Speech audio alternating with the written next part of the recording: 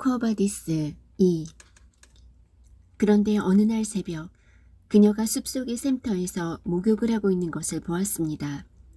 아프로디테가 태어났다는 물방울의 맹세코 여명의 햇살이 그녀의 육체를 꿰뚫어 비추고 있었다는 것을 말씀드립니다. 페트로니우스 외숙, 솔직히 고백하는데요. 저는 그녀에게 미쳐버렸습니다. 외숙된 미온실의 모자이크에 그려진 솜누스가 파이시테아에게 미친 것처럼 말입니다. 밤낮으로 저는 그녀를 그리워하고 있습니다. 노예라면 사면 되지 뭐. 그녀는 노예가 아니에요. 그러면 저도 모릅니다. 왕의 딸인가 뭔가 봅니다.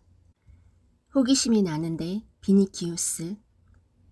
들어주시겠다면 당장이라도 제가 호기심을 만족시켜드리지요. 얘기가 그렇게 긴 것도 아닙니다. 외숙께서도 들으셨을 줄 압니다만 수에비족의 왕인 반니우스는 자기 나라에서 추방당해 로마에서 오래 살았지요. 전차를 잘 모는 것만큼 주사위도 잘 던지는 걸로 유명했던 사람 말입니다. 그런데 두루스스가 그를 복위시키자 그는 역량이 있는 위인이라 한동안은 선정을 베풀고 전쟁에도 이기고 했습니다. 그러나 점차로 이웃나라는 말할 것도 없고 자기가 다스리는 수에비족의 재산까지도 빼앗게 되었습니다. 그래서 헤르만 두리의 왕인 비빌리우스의 아들이며 그의 생질인 바르기오와 시도가 그를 다시 로마로 강제 추방시킨 겁니다. 다시 한번 주사위에 그의 운을 걸고 말입니다. 아, 생각나는구나. 그게 아마 클라우디우스 황제 때였으니까 그리 오래된 얘기도 아니지. 그래요. 전쟁이 터지자 반니우스는 야지기족에게 그의 조카들은 리기아족에게 원조를 청했습니다. 반니우스가 부자란 소문을 들은 리기아족은 전리품을 얻을 수 있다는 기대에 끌려서 대거 출동해 왔으니 클라우디우스 황제까지도 국경지대의 안전을 염려하게 된 겁니다. 클라우디우스 황제는 만족간의 전쟁에 말려들고 싶지는 않았습니다만 그래도 도나우 군단을 지휘하고 있던 아텔리우스 히스테르에게 친서를 보내서 전세를 엄중히 감시하여 로마의 평화가 교란되지 않도록 하라고 지시했습니다. 그래서 히스테르는 리기아족에게 국경을 침범하지 않겠다는 서약을 요구했는데 리기아족은 이에 승복했을 뿐 아니라 인질까지 보낸 겁니다. 그 인질들 가운데 족장의 아내와 딸이 끼어 있었던 겁니다. 만족들은 전쟁에 나갈 때에 아내와 자식들을 데리고 간다는 건 아실 테지요. 아까 말씀드린 리기아는 그 족장의 딸입니다. 그걸 어떻게 알았니? 아울루스 플라우티우스가 직접 얘기해 주더군요. 리기아인들은 진짜로 약속을 지켜 국경을 침범하지는 않았지만 만족이란 원래 태풍처럼 몰려왔다가 사라지는 겁니다. 머리에 들소의 뿔을 장식하고 다니는 리기아인들 역시 그렇게 사라졌지요. 그들은 반니우스가 지휘하는 수에비인과 야지기인을 쳐부쉈지만 그 통에 왕이 전사해버린 겁니다. 그러자 그들은 인질들 그대로 히스테르에게 남겨두고 자기들에게 돌아온 전리품을 챙겨가지고 돌아가 버렸지요. 얼마 후에 리기아의 어머니가 죽고 히스테르는 그녀를 어떻게 해야 할지 몰라서 폼포니우스에게 보낸 겁니다. 폼포니우스는 카티와의 전쟁을 마치고 로마로 돌아왔는데 외숙께서도 아시다시피 그때 클라우디우스 황제가 개선식을 베풀도록 허가했습니다. 처녀는 개선 장군의 전차 뒤를 따라 걸어갔는데 식이 끝난 뒤에는 인질을 포로로 취급할 수는 없는 일이어서 이번에는 폼포니우스가 그녀를 어떻게 해야 할지 몰라 하다가 마침내 자기 누이인 폼포니아 크레키나 즉 플라우티우스 부인에게 맡긴 겁니다. 그 집 사람들은 주인 내외는 말할 것도 없고 새장 안에 있는 새에 이르기까지 정숙했으므로 그녀 역시 유감스럽게도 폼포니아처럼 정숙하게 성장했죠. 그리고 그 아름다움으로 말할 것 같으면 그녀 곁에서는 포파이어조차도 헤스페리데스의 낙원에서 따온 사과가 담긴 그릇 옆에 놓인 가을의 무화과처럼 빛을 잃을 겁니다.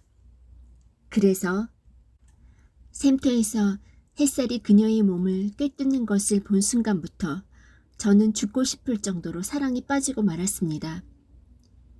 그렇다면 도대체 넌 뭘 바라는 거냐? 리기아를 갖고 싶습니다.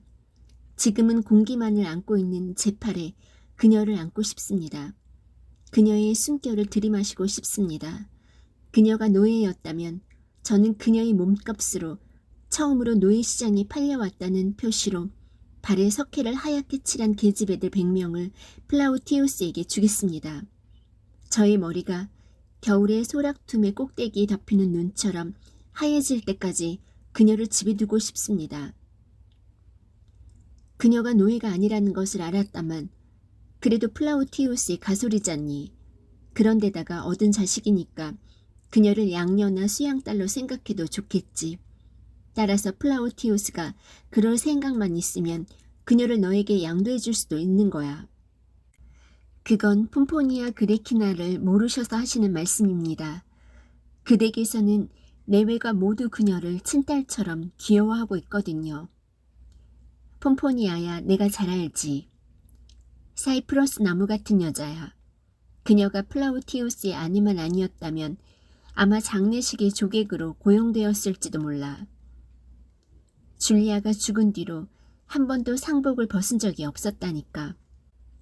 그녀는 아스포델루스로 덮여있는 들판을 걷고 있는 것처럼 보이지. 뿐만 아니라 그녀는 한 남자만을 섬기지. 그러니까 보통 4-5번씩 남편을 바꾸는 로마의 상류 계급의 부인 중에서는 불사조 같은 존재야. 그런데 너 최근에 북이집트에서 불사조가 정말로 알을 깠다는 소문을 들어보았니? 500년 만에 처음 보는 신기한 사건이야. 외숙, 불사조 얘기는 나중에 하세요. 그럼 무슨 얘기를 더 하겠니, 비니키우스? 난 아울루스 플라우티우스를 잘 알고 있어. 그는 내 생활 방식을 심하게 헐뜯기는 해도 한편으로는 내게 어느 정도 호의를 가지고 있지. 어쩌면 다른 사람들보다도 나를 더 좋게 생각하고 있는지도 몰라. 내가 도미티우스나 아페르나 테겔리누스나 그 밖에 붉은 수염에 아참꾼들처럼 고자질을 한 적이 한 번도 없다는 걸 그가 알고 있기 때문이지. 내가 뭐 스토아파를 흉내내고 있는 건 아니지만 나는 세네카나 브루스가 너그럽게 봐주는 네로의 행동에 대해서도 얼굴을 찌푸린 적이 한두 번이 아니었단다. 그러니 만일 내가 너를 위해 플라우티우스에게서 뭔가 얻어낼 수 있으리라 생각한다면 난 너를 위해 기꺼이 그렇게 해주마. 외숙이라면 그분을 움직일 수 있으십니다. 그뿐인가요? 외숙의 지혜는 그야말로 무진장하지 않습니까? 그래요. 플라우티우스께 말씀 좀 드려주십시오. 넌 내 영향력이나 지력을 과대평가하고 있는 거야. 하지만 그가 로마로 돌아오는 대로 곧 얘기해주지. 그분은 이틀 전에 돌아왔습니다. 그럼 이제 식당으로 가지. 음식이 기다리고 있다. 배불리 먹고 나서 플라우티우스를 찾아가자. 늘 패만 끼치고 있습니다. 비니키우스는 힘차게 말했다. 하지만 이번에야말로 저희 집의 수호신들 한가운데에 외숙의 상을 수호신들과 똑같이 훌륭하게 만들어서 안치하고 제물을 바치도록 하겠습니다. 이 말 속에는 아첨보다도 성실함이 더 많이 포함되어 있었다. 페트로니우스는 나이도 위인데다가 몸집도 별로 튼튼하지 않았는데도 비니키우스보다 오히려 잘생겼던 것이다. 사실 로마의 여인들이 그를 풍류를 아는 사람이라고 찬미하는 것은 그의 무궁무진한 재치 때문이기도 하지만 균형 잡힌 그의 외모 때문이기도 했다. 그리고 그런 찬미의 마음이 지금 그의 토가의 주름을 매만져주고 있는 코스테생의 두 처녀의 얼굴에까지도 나타나 있었다. 특히 그 중에 한 처녀는 겸손하게 황홀한 표정을 띠고 그를 쳐다보고 있었다.